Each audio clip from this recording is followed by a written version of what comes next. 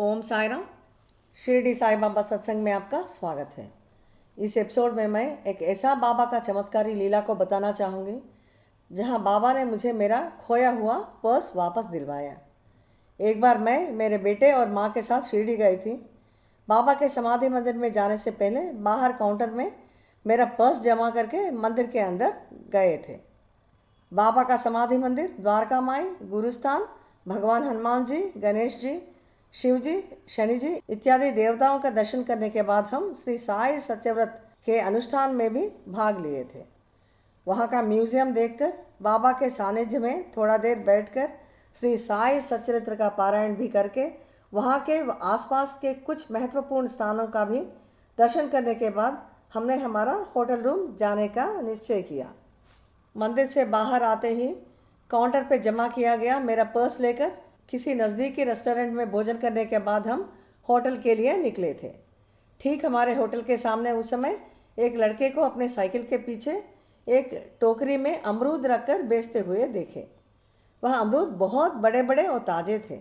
इतने अच्छे और बड़े अमरूद मैंने पहले कभी नहीं देखा। मैं और मेरी माँ दोनों ने अमरूद खरीदना चाहा। वह किलो के हिसाब से नहीं, एक एक अमरूद का दाम बताया था, इसीलिए मैं उसे पहले ही पैसे दे दी थी। हम हमारे रिश्तेदारों को और दोस्तों को भी अमरूद देना चाहा, इसलिए हम बहुत सारे अमरूद खरीदे थे। अमरूद सबके सब बहुत अच्छे होने के बावजूद मैंने पहले ही विक्रेता को पैसा देकर मेरा पर्स उनकी टोकरी में डालकर फल चुनना शुरू किया। उन फलों को लेकर हम जल्दी जल्दी हमारा होटल रूम गए थे। हम बहुत थक चुके थे, इसलिए हम थोड़ा देर आराम करे थे। उसी शाम के ट्रेन से हमें हैदराबाद वापस जाना था, इसलिए हम जल्द ही उठ गए थे और हमारा सामान पैक करने लगे। तब मुझे लगा कि एक बार हमारे ट्रेन का टाइम भी देख ले। मैंने हमारे वापसी का ट्रेन टिकट्स और पूरे पैसे उसी पर्स में रखा था, लेकिन वो पर्स हमारे साथ नहीं था, हमें नहीं मिला। हम बहुत ढूंढे थे रूम में, फिर भी वो पर्स हमें नहीं मिला। हम बहुत परेशान हो गए थे क्योंकि उस टाइम में मोबाइल फ़ोन्स या डिजिटल पेमेंट्स का सुविधा नहीं था।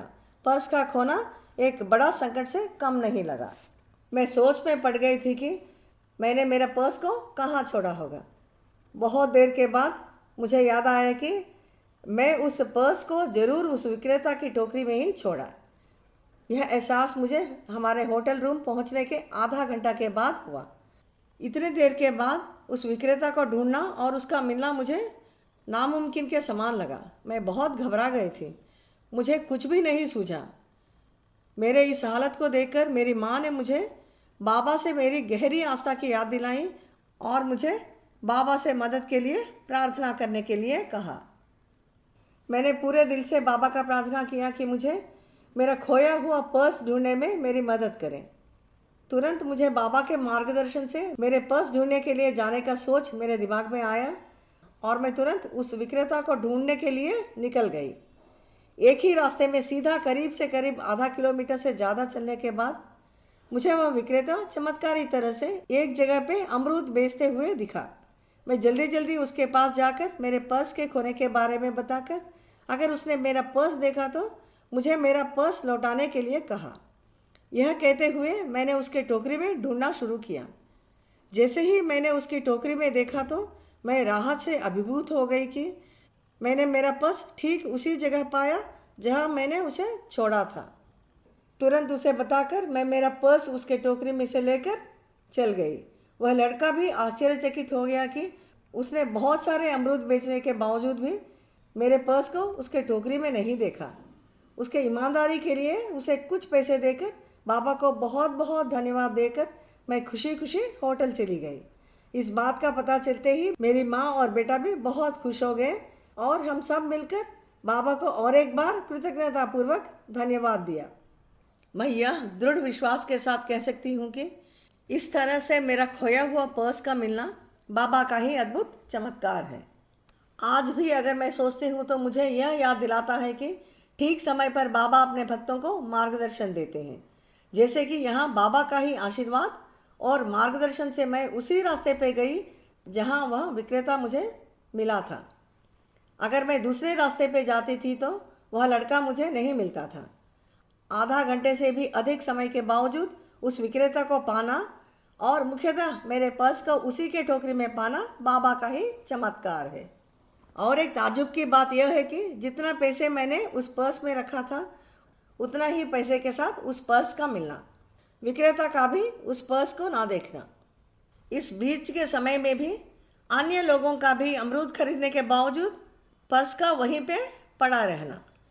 मेरा यह अनुभव यह पुष्ट करता है कि साईं बाबा हमेशा अपने भक्तों पर नज़र रखते हैं, ज़रूरत के समय उनका मार्गदर्शन और सुरक्षा करते हैं।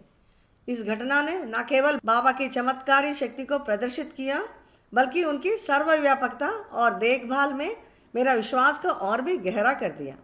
मेरा यह विश्वास है कि बाबा हमेशा अपने भक्तों की प्रार्थनाओं का उत्तर देते हैं और उन भक्तों के लिए हमेशा मौजूद रहते हैं जो पूरे दिल से उनका मार्गदर्शन चाहते हैं। मुझे यकीन है कि आप में से भी कई लोगों ने बाबा के चमत्कारों का अनुभव किया होगा।